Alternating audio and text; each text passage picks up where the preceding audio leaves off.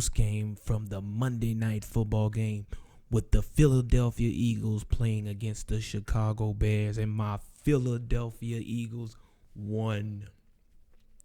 So that makes my overall score for my record for week 2, 12-4, thanks to my beloved Philadelphia Eagles.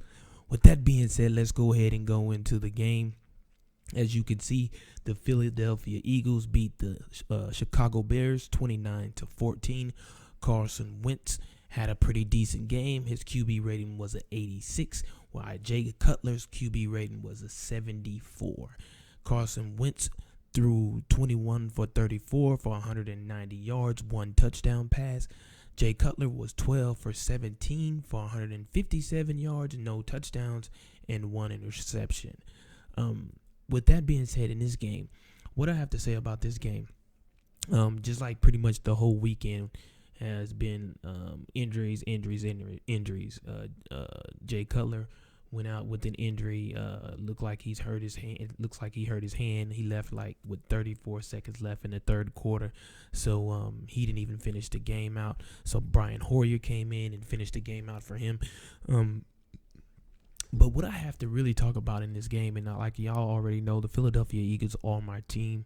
But what I would have to say about it, despite the fact that Carson Wentz was very, very impressive, for him to be a rookie, he looks so poised in the pocket. He takes control of the team. He's a leader. You can see the leadership in him. He is going to be, if he can stay healthy, knock on wood, hopefully, and nothing happens to him, he's going to be a decent quarterback in this league. Carson Wentz, he just surprised me. He's a lot like in comparison. I'm going to compare him. A lot of people probably don't agree with who I'm about to compare him with, but I'm going to compare him with the quarterback out in Dallas. That's what's his name right now? I can't even think of his name. Dak Prescott. Dak Prescott out there. So I'm going to compare him to Dak Prescott out there. They're both composed quarterbacks. Both of them hasn't thrown an interception so far in the season as rookies.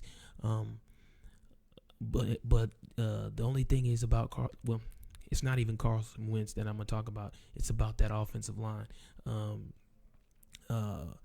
Coach Peterson needs to do something with that offensive line. For whatever reason, the penalties, they got so many penalties. I was so frustrated tonight from tonight's game in the Philly and Chicago game, because the line, they have no discipline. The line has no discipline. How are you continuously getting holding calls in this in the game, and your quarterback is still getting hit? Like, if you're gonna hold somebody, the quarterback shouldn't be taking any hits. Carson Wentz took some hits tonight. He really did. And the line is gonna have to do a great deal better to play against them Pittsburgh Steelers come Sunday, because that's who the Philadelphia plays on Sunday, is the Pittsburgh Steelers. And the Steelers are not playing. Both teams are coming in 2-0, and the offensive line is going to have to do better than that. Peters, Kelsey, all of them are going to have to do better than what they did tonight, because Carson Wentz took too many hits as the quarterback. He really did. And not only that, that's not even the only thing that frustrated me tonight.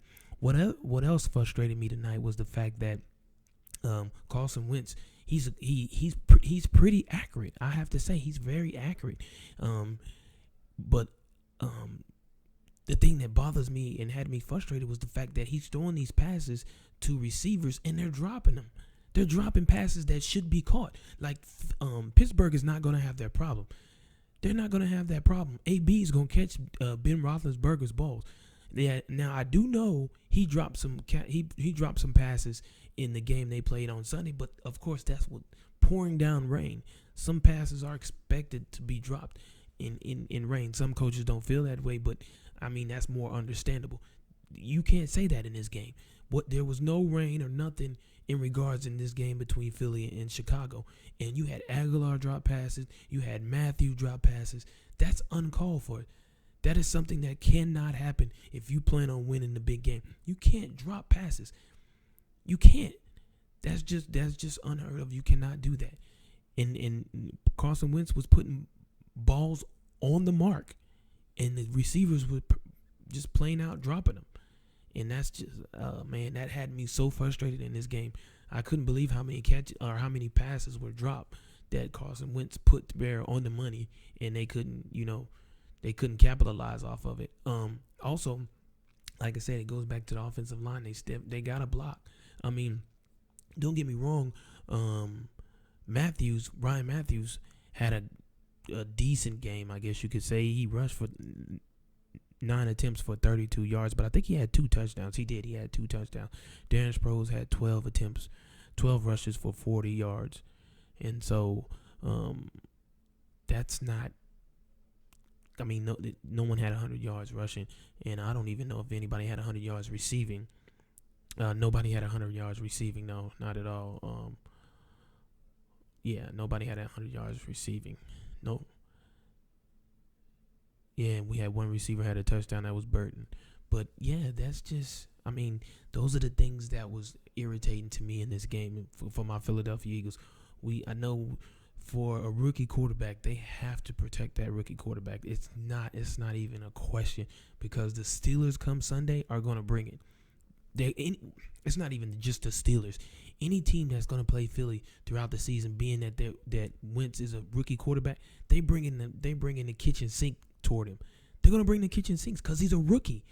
They expect him. They trying to get him frustrated, trying to, make him think on his toes because he's a rookie. There's things in which they're trying to get him to mess up and throw picks, throw bad passes. And that's one thing, even though he got hit a lot today or tonight, he really didn't throw any bad passes. He really didn't. I mean, like I said, he is very, very poised in the pocket. Now, what I will say is one thing he needs to learn, or he's going to find himself like a lot of other quarterbacks like RG3 and Sam Bradford and all these other. He better learn how to get down. I know he's a rookie. He's probably trying to prove himself to his team and stuff like that. But there's hits that you shouldn't take as a quarterback when you run down the field outside of the pocket and trying to get positive yards for your team. Get out of bounds. You're not a Michael Vick. You know what I'm saying? You're not a Cam Newton. I mean, you're about as tall and big as Cam Newton. Don't get me wrong. Carson Wentz is like 6'7", and he's probably just as big as Cam Newton, maybe a little smaller as far as weight is concerned. But he cannot take hits like that. Them linebackers will bring the punishment on you.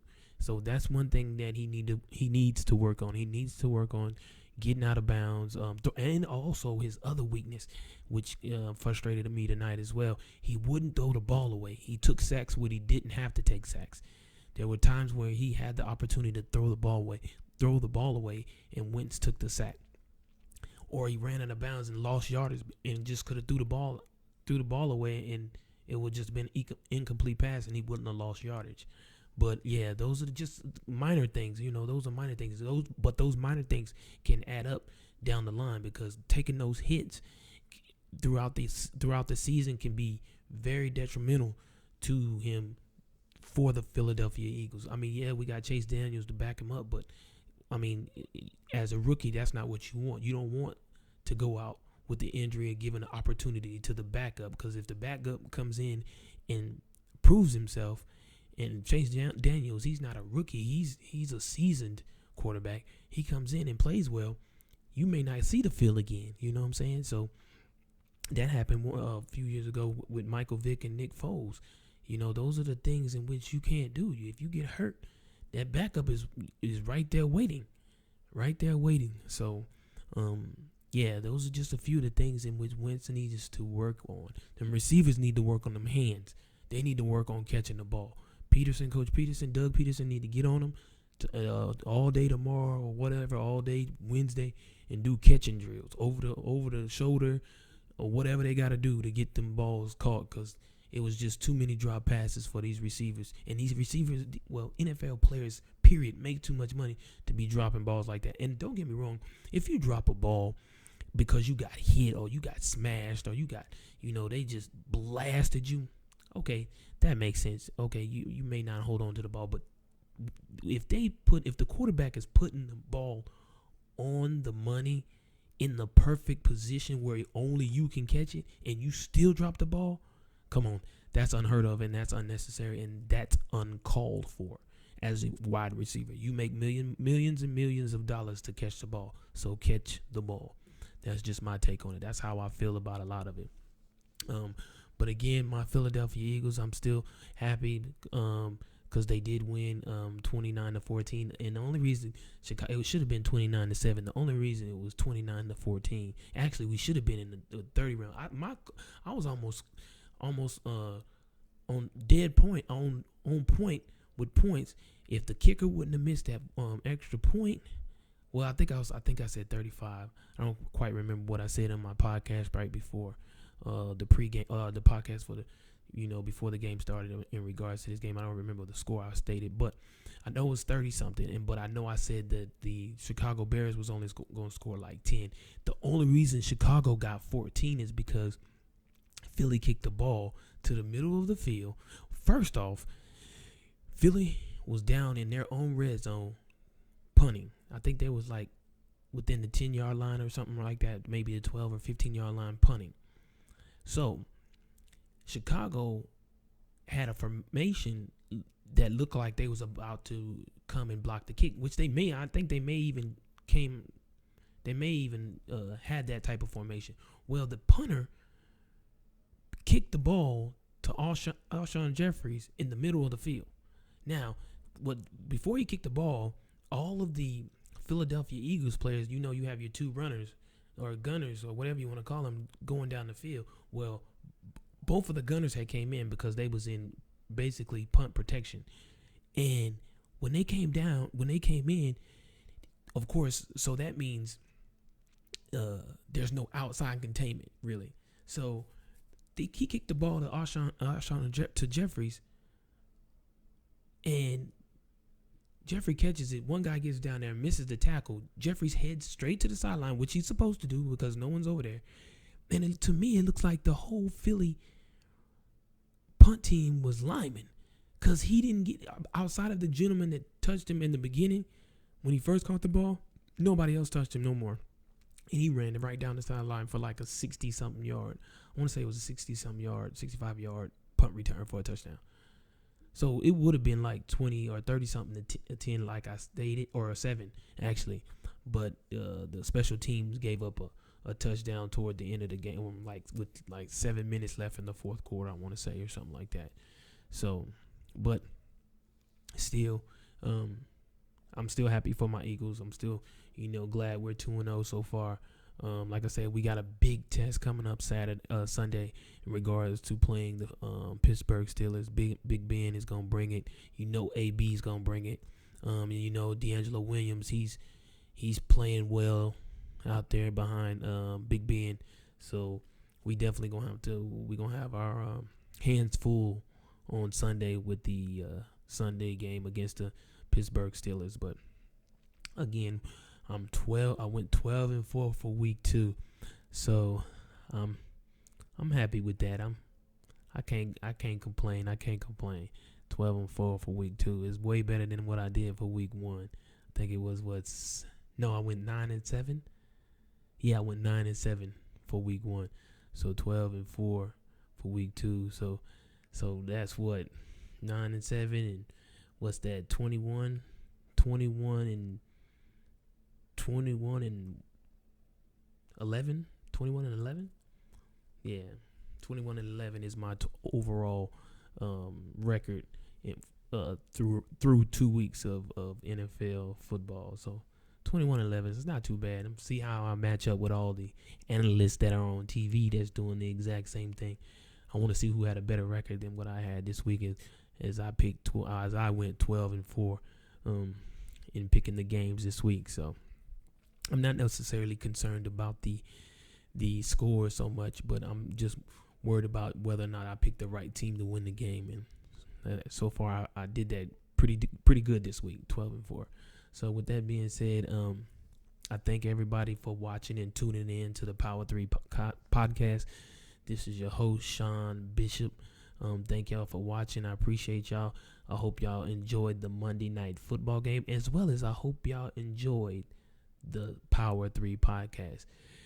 With that being said, please subscribe, over there, as you can see the subscribe button, please subscribe to the Power 3 podcast. I'm one of the hosts out of the three, Sean Bishop. Again, thank y'all. Y'all have a great evening. Enjoy the rest of your Monday. Have a great week. Y'all will see me. Y'all will see me on Wednesday. Because Wednesday is what? Empire returns on Fox. So Wednesday, I will be doing a whole new podcast on Empire. So be sure to stay tuned for that here on Wednesday. But again, have a good night. I appreciate each and every one of y'all. Y'all stay blessed. It's your boy Bishop. I'm out.